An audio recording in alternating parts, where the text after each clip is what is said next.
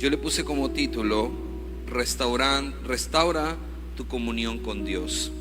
Restaura tu comunión con Dios. Si tú estás aquí sentado y Dios propició este tiempo y que tú escuches este tema, es porque Dios quiere que restaures tu comunión. Y tú puedes decir: pero mi comunión con el Señor está bien.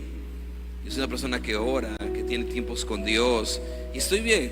Pues a pesar de que estés bien, si Dios ha permitido que tú escuches esta palabra y que estés aquí en este lugar, es porque Dios quiere que aún esa comunión que tú tienes con Él crezca y mostrarte cosas nuevas. Amén. Y si de repente tú sabes que no estás teniendo una correcta, una buena comunión con el Señor, pues Dios quiere restaurar eso contigo. Mira qué lindo es Dios. A pesar de que uno de repente no tiene comunión, no tiene tiempos de oración, sus únicos tiempos de oración de repente son las células, cuando viene de repente a casa de oración o de repente en un culto. Y Dios quiere más. Por eso que hoy se va a predicar de esto, porque Él quiere pasar tiempo contigo. Amén. Entonces, tener comunión con Dios es disfrutar de Él. Hay personas que piensan que es hablar y hablar. No es eso, ¿sí? Tú puedes ahí dentro de ese tiempo de oración hablar con Él y escucharle y todo esto, pero no es el sí orar. Tener tiempo con Dios es disfrutar de Él, ¿sí? Saber de que tienes un Padre y disfrutar de Él, disfrutar de Él. ¿Cómo podemos pasar mucho tiempo alejados, llamándonos cristianos, pero no disfrutamos de Dios? ¿Cuántas cosas Él tiene para que nuestra alma, nuestro espíritu, nuestra mente, el corazón esté bien? No tengamos angustias, no tengamos tristezas, no tengamos soledades. Él tiene la medicina exacta. Cuando nosotros estamos delante de su presencia, las cosas son más sencillas. Encontramos respuesta a todo. Vemos que nuestros gigantes y nuestros temores no son tan grandes, ¿sí? Y nos levantamos, salimos del lugar de su presencia levantados, fortalecidos, con nueva autoridad. Somos restaurados. Dios nos limpia de pecados que hemos hecho y aún pecados que no somos conscientes, como dice la Biblia, como decía el salmista: líbrame de pecados que no conozco, que he hecho, ¿sí?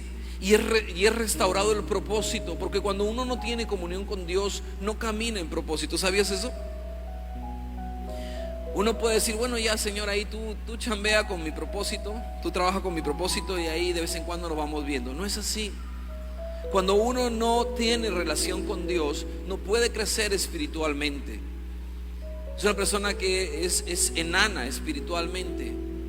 No puede, cretino, como dice la palabra. Cretino no es un insulto, sino es una enfermedad que no te deja crecer, que no crece, impide el crecimiento, ¿sí? Y eso es cuando uno no tiene comunión con Dios. Cuando uno tiene comunión con Dios, se vuelve más sabio. Viene sabiduría a tu vida. Sabes cómo responder, sabes qué decisión tomar. Te das cuenta de tus errores, porque estás delante de la luz y se te muestra todo. Encuentras salida a problemas en tu vida. Encuentras nuevos tiempos. Te entusiasmas con una vida nueva. Encuentras nuevas fuerzas. Es tremendo. ¿Cómo nosotros podemos vivir sin tener relación con Dios? ¿O podemos caminar con poco tiempo con Dios? ¿Sí? Entonces, esta es la única forma de que nuestras vidas estén encendidas. Un cristiano tiene que estar encendido en el Señor. Tu vida tiene que estar encendida. No podemos solo decir que somos cristianos porque vamos a la iglesia, porque el diablo también va a la iglesia. Amén. No podemos decir que somos cristianos porque damos un servicio. Somos cristianos porque aceptamos que Jesús es nuestro Salvador y porque tenemos tiempo con Él. Un cristiano tiene tiempo con Dios. No importa si sabes qué hablar, si sabes o no sabes qué decir, o no sabes cómo. Simplemente establecer un tiempo en el cual tú pasarás tiempo con Él, ¿sí? Algo que es tremendo, que escuché de grandes hombres de Dios, ya murieron, y ellos decían: ponte en oración y estate ahí con Dios hasta que lo sientas, hasta que tú y Él sean conectados. Y si no tienes nada que decir, pues no digas nada. Simplemente el hecho de que Dios vea que has separado un tiempo con Él, que has hecho un alto a tu vida para pasar tiempo con Él, ya eso es una ofrenda a Él. Y esto es algo que tú tienes que anhelar, y es algo primordial en la vida de un cristiano.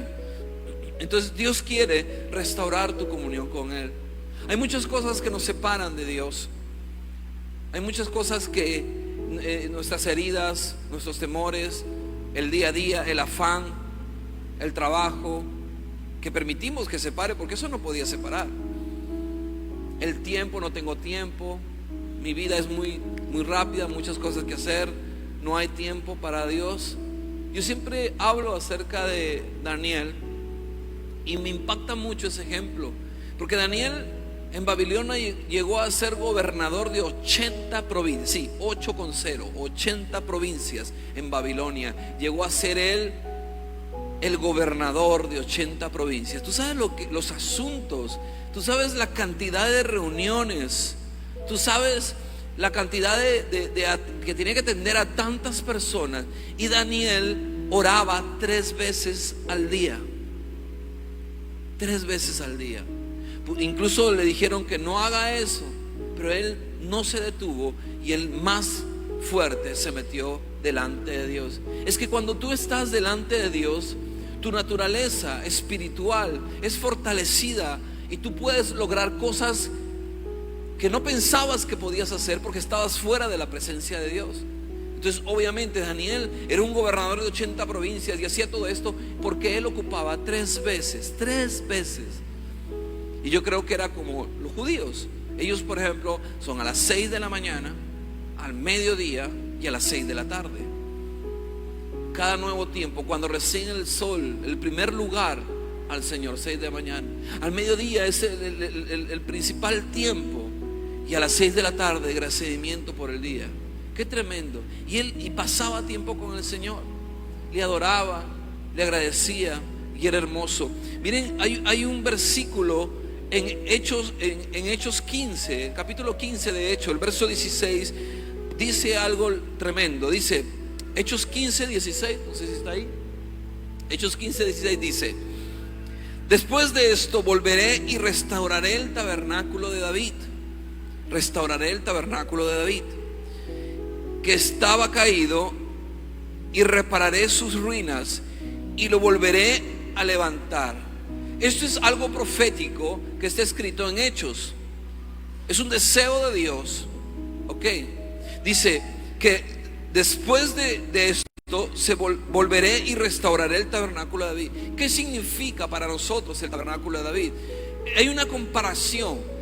Habían 2 tipos de tabernáculo. El que ya conocemos, que era el tabernáculo de Moisés, que Dios mandó cuando rescató a todo el pueblo de Egipto, ¿sí?, de la esclavitud. Él dijo: yo voy a habitar en medio de mi pueblo. Y hasta ahora Dios hace eso. Pero Él dijo: construyan un tabernáculo. Y solamente ahí les dio todas las especificaciones con lujo de detalles. Y les dijo: ahí la gente solo puede entrar Moisés, Aarón y Aarón. Sí, pero solo Moisés podía entrar a la presencia, al lugar santísimo. Porque había el lugar, el patio, el estrado, había el lugar santo y el lugar santísimo, donde caía la nube de la presencia de Dios. Y nadie podía entrar a ese lugar, porque incluso si uno entraba en ese lugar y tenía algún pecado, moría instantáneamente, porque estaba delante de la presencia de Dios.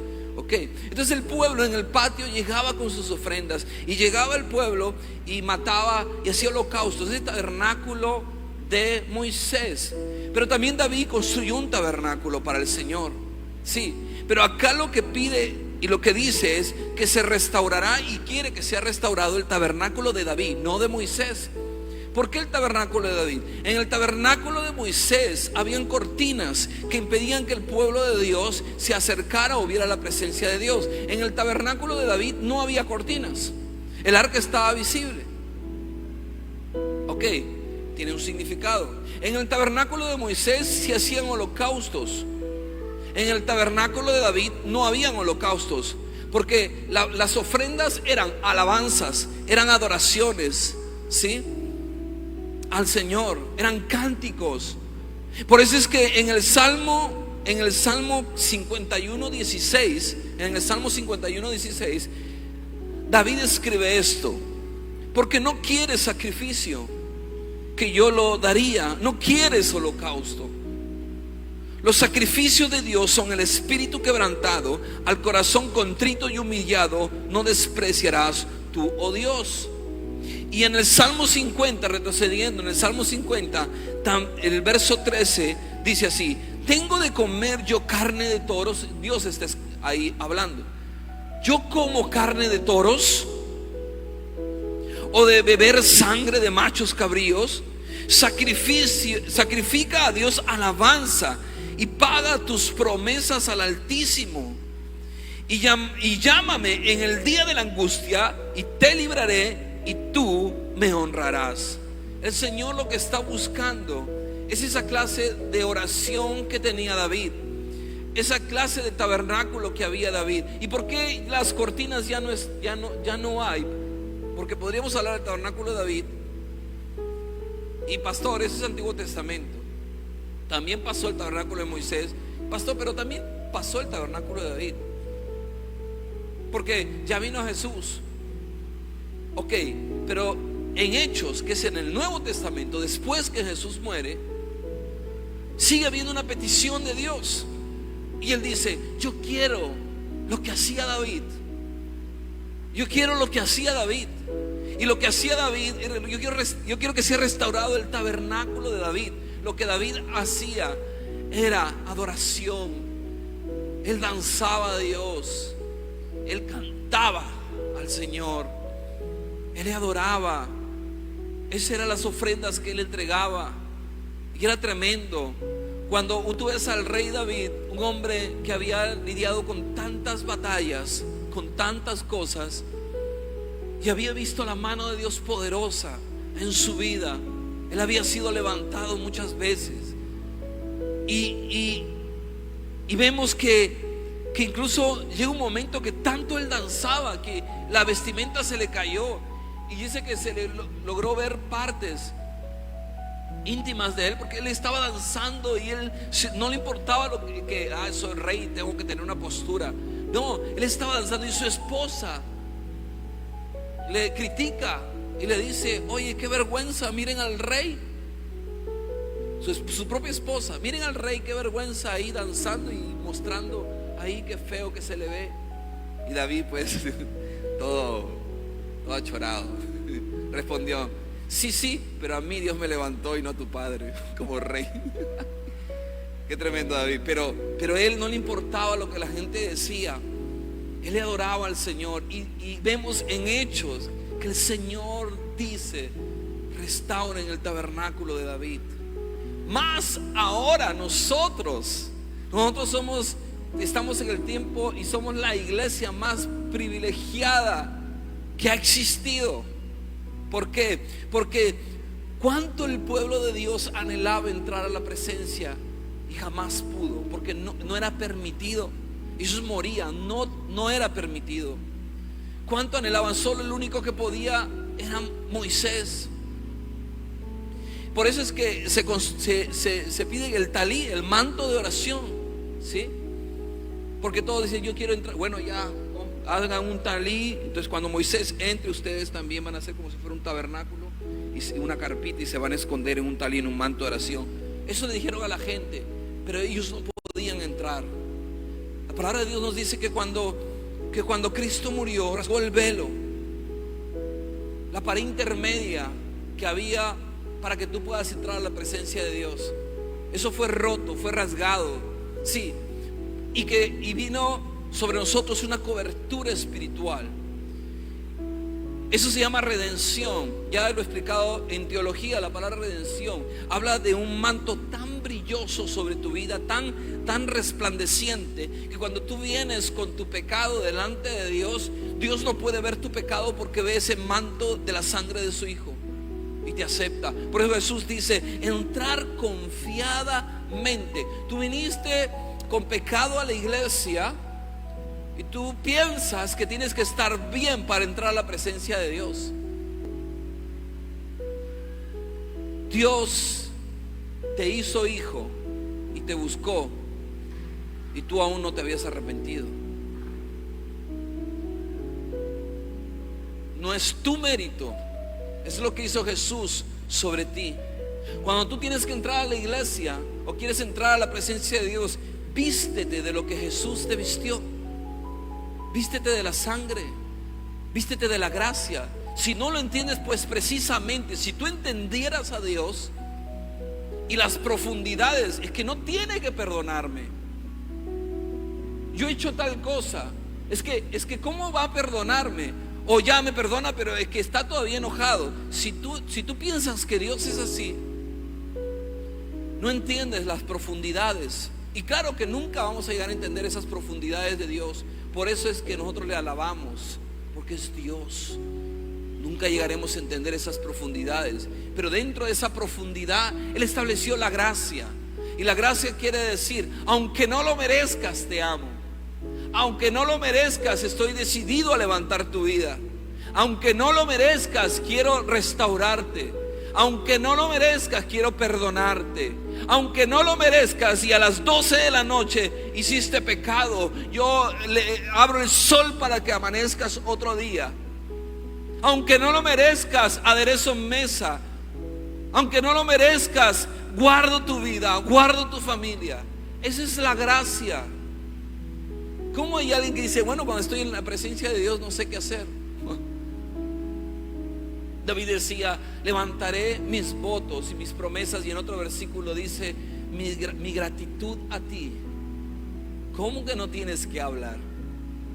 Porque hay gente que solo busca a Dios cuando tiene asuntos importantes que hablar, como por ejemplo, ayúdame Señor, tengo tal problema.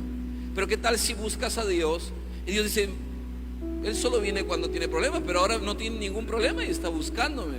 Y tú sorprendes, no se puede sorprender a Dios, solo se puede agradar.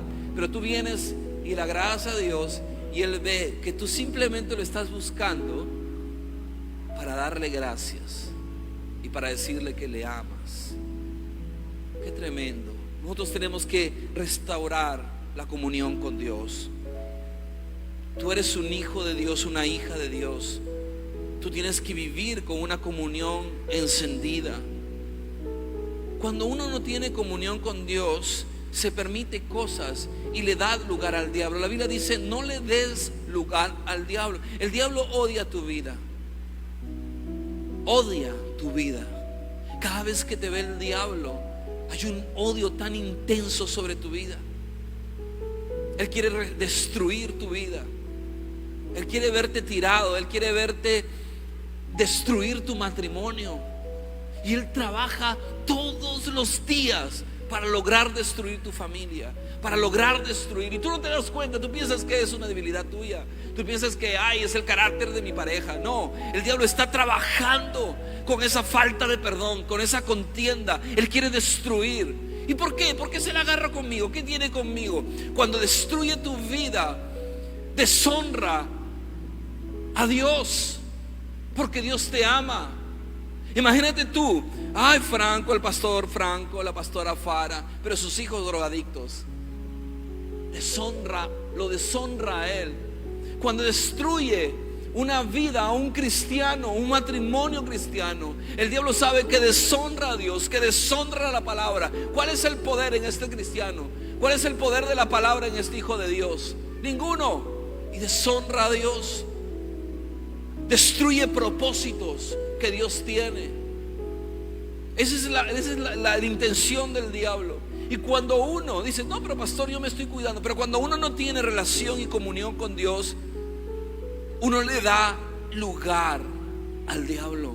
Escúchame, cuando uno está encendido con Dios, cuando uno está encendido, llega al punto que uno de repente no le están yendo bien las cosas en su vida. Todo es horrible. Pero como uno está encendido, tiene comunión con Dios, hermanos, el gozo es inexplicable. ¿Por qué está con gozo esta persona si todo le va mal? Porque está con la presencia de Dios. Cuando uno está encendido, no hay lugar para el diablo. No hay lugar para el diablo. Y la palabra dice que él solo tendrá que huir. No hay lugar. Va a tratar de hacer muchas cosas y no puede. Es impedido porque tú tienes comunión con Dios. Tienes comunión con Dios. Cuando uno está encendido con el Señor, es porque uno tiene una verdadera comunión. Se nota, hermano, se nota. Se nota en la forma de hablar, en la forma de solucionar problemas con el prójimo. Se nota en la forma de servir al Señor. Cuando uno está encendido con el Señor, que ama predicar la palabra, ama estar en el servicio. Cuando uno no está encendido con Dios, huye a la predicación, huye al servicio a Dios, se esconde. Pero cuando uno está metido con la presencia de Dios, autoridad viene sobre su vida. Te puede pasar una situación, tú no eres pastor, tú no eres líder, te pasa una situación difícil, pero como estás encendido con el Señor, tienes comunión, tú oras por una enfermedad y puedes ver que hay respuestas de esa enfermedad. Esa es la promesa que dice la palabra. Amén. Entonces Él quiere restaurar el tabernáculo de David, esa adoración. Él quiere es contigo. No, pero mira, ya el pastor te adora, Señor, yo soy parte de la iglesia. No, es contigo. Yo quiero que de tu corazón salga una sincera adoración, de que en verdad yo quiero ver que tú botas palabras, sacas palabras, dices: te amo, Señor, te quiero, Señor, eres mi papá, tú nunca me vas a fallar, eres fiel, yo estoy contigo, te tengo a ti y es lo mejor que tengo. Yo voy a estar contigo, yo no me voy a apartar de ti. Él les quiere escuchar esas palabras de ti, de ti. Es muy diferente cuando yo escucho a Valeria y cuando escucho a Gabriel. A los dos los amo, pero necesito tener. Yo todos los días beso a Gabriel, tengo que ir, voy, beso a Valeria. Necesito estar con cada uno de mis hijos. Ok, entonces es necesario que demos lugar a Dios para tener comunión. Miren lo que dice Primera de Crónicas capítulo 15 versículo 1. Primera de Crónicas 15:1. Primera de Crónicas 15:1 y dice: hizo también casas para sí en la ciudad de David. Escuchen.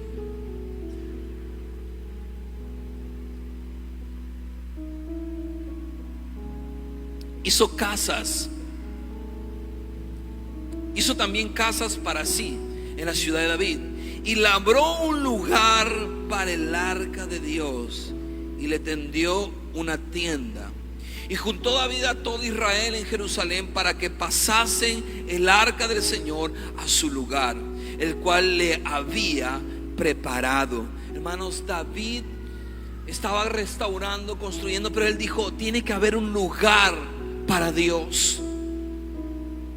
Estamos hablando que Dios pide en Hechos que restauremos el tabernáculo de David, que era adoración. ¿Y David qué hacía? David dijo: ok, vamos a hacer esto, vamos a hacer el otro, vamos a construir casas y tal, pero tiene que haber un lugar para Dios. Yo te hago una pregunta: ¿tú tienes un lugar para Dios? Y no me digas: no, sí, acá en mi corazoncito tengo un lugar. No, tú tienes un tiempo para Dios, tienes un lugar para Dios. La mayoría de tiempos que yo tengo, el lugar que yo tengo es cuando toda mi familia está dormida. Y si no me acuerdo, igual Dios ahí no me deja dormir. No me deja dormir. Y es cuando yo siento que cuando todo está apagado y todo está en silencio, yo siento que en verdad el mundo está quieto. Es lo que yo siento, que el mundo está quieto totalmente. Y es como que todo el mundo solo estuviera Dios, existiera Dios y yo, punto. Y Dios agarra y me saca toda la hoja de vida y puedo analizar mi día, lo que hice, lo que no hice, restauro con Él, hablo con Él, le pido. Pero igual Dios hace algo, siempre me inquieta, me incomoda, y Él me hace ver cuando mis tiempos han bajado con Él. Él provoca una angustia tan fuerte dentro de mí, que todo puede estar bien económicamente, familiarmente, todo puede estar bien, pero tengo ganas de llorar, tengo angustias, desesperación. Mi corazón comienza así a tener como taquicardias. Comienzo así a desesperarme. Y yo siempre le digo a mi esposa: ya sé, Dios me está diciendo, ¿no? O yo mismo le digo a Dios: ya sé, me está llamando a oración, me estoy alejando. ¿Tienes un lugar para Él en tu vida? ¿Has construido un sitio? Porque Él quiere que sea restaurado en tu vida, el tabernáculo de David. David escogió un lugar, estableció y construyó un lugar para la presencia de Dios y le adoraba. Esto es estar encendido. Estar encendido hace que eres consciente de Dios en tu vida. Estás atento. ¿Por qué sucede esto? ¿Qué está pasando espiritualmente? En cada detalle ves a Dios. Ves a Dios. En cada detalle. Volteas, ves a tus hijos. Te sorprendes que Dios te los haya dado. Ves a Dios. A tu pareja. Algunos dicen: no, cuando veo a mi pareja parece que veo al diablo. El día viernes tuve reunión con matrimonios. Y algo que yo les decía a ellos, y oraba por los matrimonios, y yo les decía: ustedes tienen que aprender a ver lo que Dios ve en su pareja. Porque Dios lo formó en el vientre de su madre, dice en Jeremías, y estableció propósitos. Y tú tienes que dejar de ver los defectos y comenzar a ver el propósito, porque necesitas saberlo para ayudar a ese hombre o a esa mujer y levantarlo. Porque yo no quiero que mi esposa, que tiene tantos propósitos, que nació para tantos propósitos, yo quiero ayudar a que ella, el día que vaya a la presencia de Dios, haya cumplido todos los propósitos que Dios tenía para ella. Yo no quiero ser impedimento para ella. Yo quiero ayudarla. Y ella igual. Esa es la forma de amar. Amén. Entonces, eres consciente de lo que sucede espiritualmente a tu alrededor. Viene el discernimiento, la palabra de ciencia, la sabiduría. Puedes discernir espíritus, las intenciones humanas. Puedes ver la intención del diablo antes que te ataque. Eso es lo que hay cuando uno está encendido, porque está encendido espiritualmente, porque pasa tiempo con Dios. Tienes sueños en Dios.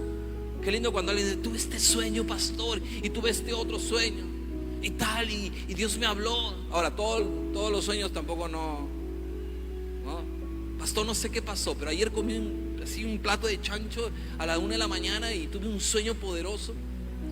Ese no es de parte de Dios, esa es una digestión, pero hay esperanza, autoridad en tu vida. Sin importar lo que suceda, la pasión no se quita por Dios y su casa. En el Salmo 122:1, apúntenlo nada más, David decía así: yo me alegraré con los que me decían, yo me alegré con los que me decían: a la casa del Señor iremos. Acá la alabanza se mata, un grito de júbilo. Nadie. No, que roche, voy a decir que vergüenza. No, yo no soy buey, qué cosa. No, que roche, no. Es para tu Dios. Me alegraré con los que irán. O sea, antes que está yendo, ya está con la expectativa. Voy a ir a la casa de Dios. No, vamos a ver si la alabanza está buena, a ver que nos encienda. Pues que tan buena es, a ver que nos encienda ahí vamos a ver si nos entretiene y nos enciende, porque estoy un poco así como apagado. A ver que me encienda la alabanza. ¿Que te encienda la alabanza? Ellos no cantan para ti, ellos cantan para el Señor. Tú tienes que venir allá. Tienes que venir, dice: me alegré con los que me decían: iremos a la casa del Señor. Eso es lo que decía David. Entonces, tú odias el pecado, tienes visiones, Dios te muestra. Tu hablar es del reino. Siempre estás hablando, oye, mira lo que el Señor está haciendo, y yo vi tal, y siempre tienes hambre, que estás metido, estás encendido. Tus palabras no son, sí, todo me va mal, y yo estoy seguro que si el coronavirus viene, a mí me da. Yo estoy seguro que a mí me da y yo me muero. Porque sí, yo soy recontrapiña y tal. ¿Es esto hablar? Yo hace poco fui hace 2 semanas, he estado fuera del país, y cuando llego al aeropuerto de otro país, veo que todos estaban así con máscaras y todo eso, y decía, si tú has estado en China hace 14 días, por favor, padre, y te metían en cuarentena y toda la nota. No, y bueno, yo vengo del Perú, ¿no? Entonces tranquilo. Pero, ay no, pero hay que lavarse las manos, hay que estar, manos, yo simplemente declaro, ¿no?, lo que dice la Biblia. No vendrá sobre mí plaga destructora, pueda ser morada. Se acabó. 1000 caerán a mi derecha y 1000 a mi diestra, pero a mí no llegará. Es mi fe. Estás sin cargas porque sabes dónde dejarlas. Yo no te digo que no vas a estar cargado, yo no te digo que vas a estar afligido, que ve, porque Jesús dijo que van a venir aflicciones sobre nuestras vidas. Pero, ¿qué dijo? Pero yo he vencido al mundo. O sea, tú tranquilo. Entonces yo cuando estoy cargado, ¿qué hago? Disculpa, y le digo a mi esposa, necesito orar. Y yo me meto ahí. Y boto todo. Y salgo fortalecido. Amén. Cuando restauras tu comunión, se restaura tu propósito. Gente que no tiene comunión y dice, no pasa nada en mi vida. Por supuesto, pues, que no pasa nada. Pero la gente que tiene comunión con Dios restaura su propósito y ve, uy, las cosas comienzan a moverse, comienzan a funcionar, y comienza, y el engranaje comienza porque tú le estás metiendo aceite a la máquina, y comienza porque tú tienes comunión con Dios. Tu mente está metida con el Señor, tu corazón está metido, te agradas y estás emocionado con lo que Dios traerá sobre tu vida, porque estás en el lugar de su presencia. En Mateo, el capítulo 26, el versículo 31 en adelante, Mateo 26, 31 en adelante, dice: entonces Jesús les dice, Mateo 26, 31 en adelante. Entonces Jesús les dice: todos vosotros seréis escandalizados en mí esta noche. En otra versión dice: todos ustedes me van a dejar esta noche. Porque escrito está: heriré al pastor y las ovejas de la manada serán dispersadas. Mas después que haya resucitado, iré delante de vosotros a Galilea. Y respondiendo Pedro, le dijo: aunque todos se escandalizaran y te dejaran,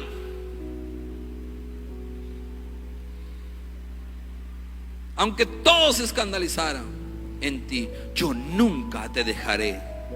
Jesús le dijo: de cierto te digo que esta noche, antes que el gallo cante, me negarás 3 veces. Le dice Pedro: aunque me sea necesario morir contigo, no te negaré ni te dejaré. Y todos los discípulos dijeron lo mismo. ¿Y qué pasó después? ¿Qué hizo Pedro? Lo dejó. Lo negó 3 veces. Hermanos, ¿por qué toco este versículo? Porque somos así. Porque nosotros decimos amar al Señor, y claro que le amamos, y sí le amamos. Estás acá porque sabes que Él es real y has venido a la iglesia. Entonces dices: no, yo nunca me voy a apartar. Ya lo has hecho. Si tú no tienes comunión con Dios, ya lo has hecho. No, aunque todos se afanen con el mundo y estén con muchas cosas, yo siempre tendré un lugar diario con... No, tú me vas a dejar. Y eso es lo que el Señor te dice esta mañana, con todo el amor que Él tiene para ti. Y lo hemos hecho. Nos afanamos y lo dejamos.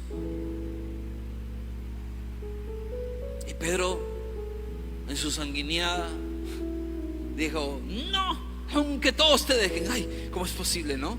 Ellos que van a la iglesia te dejan, no tienen tiempo contigo. Yo no, Señor, yo no te voy a dejar. Y Jesús le dice: lo vas a hacer, Pedro, y 3 veces me vas a negar. Luego, cuando sucede esto, en Juan capítulo 21, el verso 1 en adelante, ya Jesús había muerto, ya lo habían enterrado. Y dice: después se manifestó Jesús otra vez a sus discípulos en el mar de Tiberias, y se manifestó de esta manera. Estaban juntos Simón Pedro y Tomás, llamado Didimo, y Natanael, el que era de Caná de Galilea, y los hijos de Zebedeo, y otros 2 de sus discípulos. Y Simón Pedro les dijo: voy a pescar. Le dicen: vamos, nosotros también contigo. Fueron y subieron en un navío, y aquella noche no tomaron nada. Escúchame esto: cuando uno no tiene comunión con Dios, cuando uno le deja a Dios, vuelve a su vida anterior. Tú puedes decir que eres cristiano, pero comienzas a hacer lo que antes habías dejado, porque tú dejaste eso porque te encendiste, y cuando dejaste de estar encendido, ya no te parece tan malo y comienzas a hacer lo que hacías antes. Y Pedro dijo: ya la regué, yo no sirvo para estar con el Señor. Yo lo negué 3 veces. Qué vergüenza, qué roche. Yo ahí proclamando que aunque todo lo dejara, yo no lo dejaré. Y Pedro dice: yo no sirvo para ser cristiano. Yo no sirvo para tener esa oración de todos los días y esa comunión. No, yo no sirvo para eso. Y él se va a pescar. Cuando Jesús le dijo, hizo el milagro y le dijo: yo te voy a hacer pescador, pero de hombres, ven, sígueme. Y él dejó todo y dijo: yo quiero ser pescador de hombres, yo quiero seguir a Jesús. Y él dejó eso de ser pescador de hombres. Dijo: yo no sirvo para pescar hombres. Si a Jesús lo negué, si no tengo ya comunión con Dios, si lo dejé igual que todos, yo no sirvo. Y él se fue a pescar. Dijo: me voy a dedicar a pescar, me voy a dedicar a esta profesión, me voy a dedicar a hacer lo que estaba haciendo antes, porque intenté y fallé. Entonces con él fueron y subieron en un navío, y aquella noche no tomaron nada. ¿Se están acordándose un poco de esto? ¿Se acuerdan que Pedro estaba pescando cuando no conocía de Jesús, y había pescado toda la noche y no había pescado nada? Y llegó a la orilla y Jesús le dijo, Pedro todavía no conocía a Jesús, y le dijo: boga mar adentro, ¿se acuerdan? Y ahí es que él se quedó impresionado del milagro. Dice: y aquella noche no pescaron nada, ya había resucitado Jesús y todo. Y venida la mañana, Jesús se puso a la ribera, a la orilla, mas los discípulos no entendieron que era Jesús. Dijeron: es una persona que está ahí. Así que les dijo: hijitos, ¿tenéis algo de comer?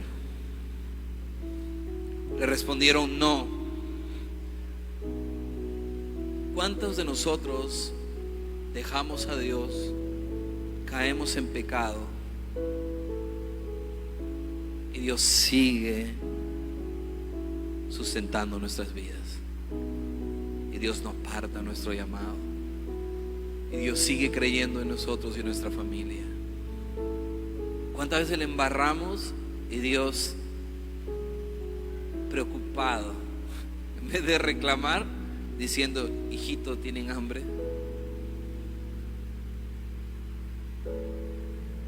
Y vinieron la mañana, Jesús se puso a la ribera, mas los discípulos no entendieron que era Jesús. Así que les dijo: hijitos, ¿tenéis algo de comer? Le respondieron: no. Y Jesús les dijo: echad la red a la mano derecha del navío y hallaréis. Entonces la echaron y no la podían en ninguna manera sacar por la multitud de los peces. Dijo entonces aquel discípulo al cual amaba Jesús a Pedro, o sea, Juan le dijo a Pedro: el Señor es. Se acordaron del milagro cuando los llamó. No importa cuán lejos te hayas ido, Dios siempre va a ir a buscarte. Siempre va a ir a buscarte y va a hacer las primeras cosas y va a volver a hacer todo para volver a conquistar tu corazón, porque ese es nuestro Dios. Y volvió a ver ese milagro. Y los otros discípulos, dice, y dijo entonces aquel discípulo, el que amaba Jesús, a Pedro: el Señor es. Entonces Simón Pedro, cuando oyó que era el Señor, se ciñó la ropa, se vistió, porque estaba desnudo, y se echó al mar. Y los otros discípulos vinieron con él al navío, porque no estaban lejos de la tierra, sino como 200 codos, trayendo la red de peces. Cuando descendieron a tierra, vieron ascuas puestas y un pez encima de ellas y pan. Jesús les volvió a recordar cuando ellos estaban, cuando ellos estaban con Jesús andando y haciendo milagros de los panes y de los peces, y Él les proveyó de comida. Jesús no está enfocado en tu pecado. Jesús siempre te hace recordar el propósito y cómo quiere usar tu vida. Les dice Jesús: traed de los peces que escogisteis ahora. Subió Simón Pedro y trajo la red a tierra, llena de grandes peces, 153. Y siendo tantos, la red no se rompía. Les dice Jesús: venid, comed. Y ninguno de los discípulos osaba preguntarles: ¿tú quién eres?, sabiendo que era el Señor. Viene pues Jesús y toma el pan y les da, y asimismo del pez. Esta era ya la tercera vez que Jesús se manifestó a sus discípulos, habiendo resucitado de los muertos. Y cuando hubieron comido, Jesús dijo a Simón Pedro: Simón, hijo de Jonás, ¿me amas más que estos? Tú y yo, cuando caemos, ¿sabes qué esperamos? Que el Señor nos diga: ¿por qué me dejaste? ¿Por qué me negaste? 3 veces. Pedro, ¿qué te pasó? Cuando más te necesité, estábamos bien, tú dijiste esto. Y Pedro estaba esperando que Jesús le diga eso. Por eso estaba avergonzado, se ciñó de ropa. Él estaba avergonzado, se sentía aparte. Nadie se atrevía a preguntarle. Estaban con vergüenza porque se habían alejado del Señor. Y lo primero que él estaba esperando que Jesús le diga: ¿por qué me negaste? ¿Por qué hiciste eso, Pedro? Le estaba esperando la reprensión. Y tú y yo muchas veces hacemos lo mismo. Como no tenemos tiempo con Dios, como nos hemos alejado de Dios, como hemos perdido la comunión con Dios, o de repente hemos caído en pecado, estamos esperando la reprensión de Dios. Y el Señor dice: solo espero una respuesta para volver a restaurar tu comunión conmigo. Y te pregunta: ¿me amas? ¿Me amas más que estos? Le dice: sí, Señor, tú sabes que te amo. Le dice: apacienta mis corderos. Te vuelvo a entregar el llamado y el propósito. Restauro todo en este momento contigo. No me importa lo que hiciste. ¿Me amas? Sí, Señor. Ok.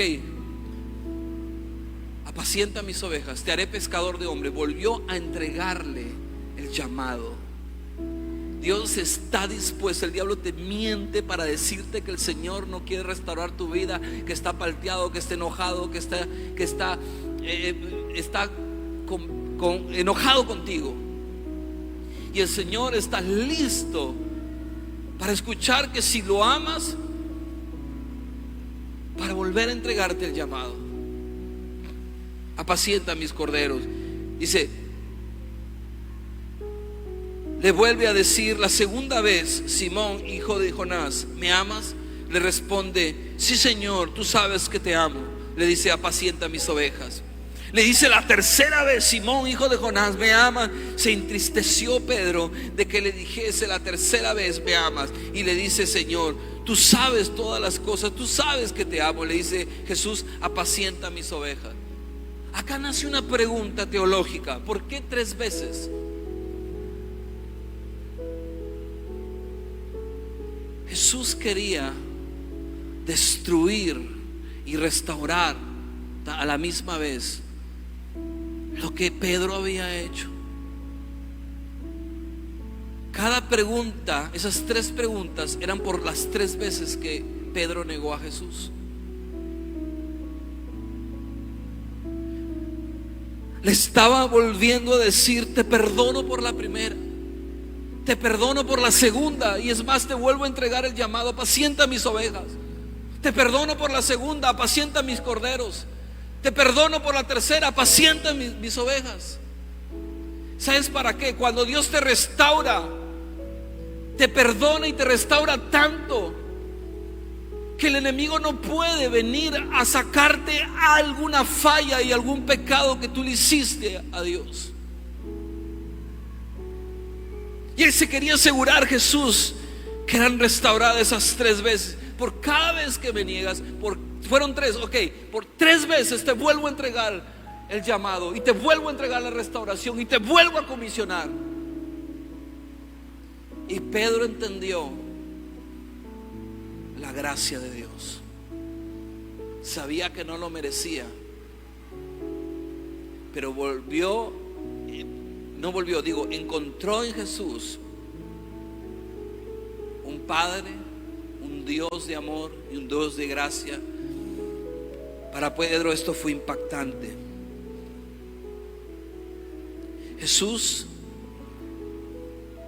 hace esto, Dios hace esto en tu vida. Él está dispuesto a ir a donde te hayas ido.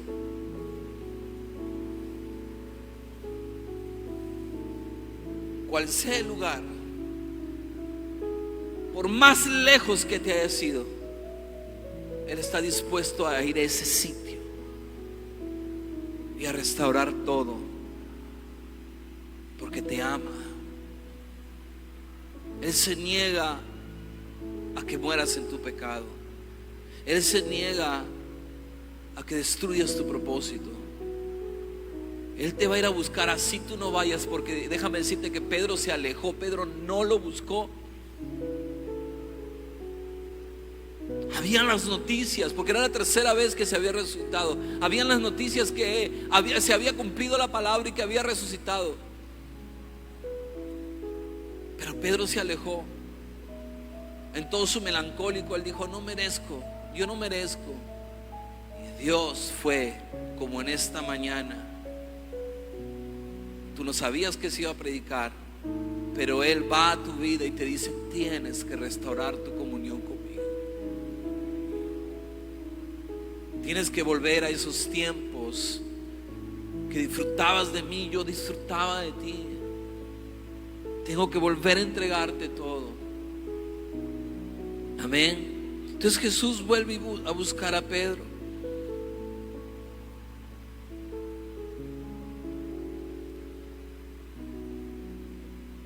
Entonces Él quiere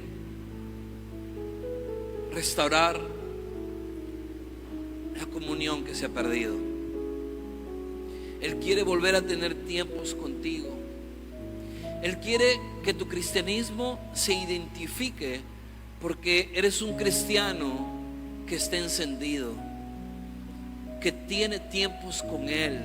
Él quiere volver a avivar tu corazón, tu espíritu, porque tu espíritu, tu corazón tiene una capacidad de reconocer a Dios.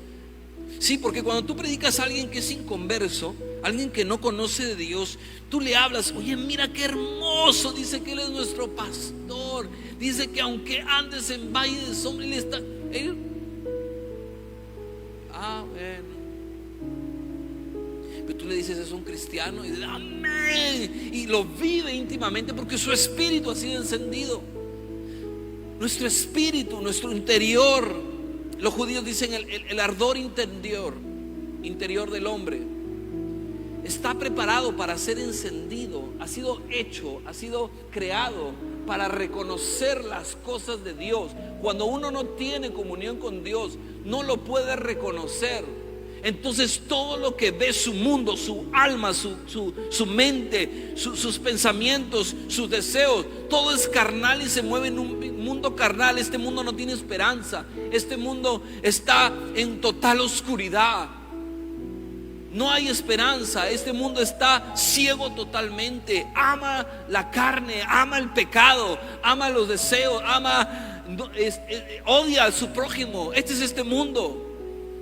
No tiene ningún reconocimiento de Dios porque está apagado. Por eso Jesús dijo que hay muertos espirituales. Pero dice que yo haré resucitar los muertos. Eso quiere hacer el Señor. Volver a encender tu espíritu para que lo reconozcas y para que disfrutes de Él. Esta mañana el Señor ha venido a buscarte, no tú. Esta prédica te declara que el Señor no puede seguir si tú estás alejado de Él. Él quiere seguir contigo, caminar contigo. Y esta predicación es para eso. El Señor te está interrumpiendo la vida y te está diciendo: quiero caminar contigo, estoy dispuesto a restaurar todo contigo. Amén. Amén.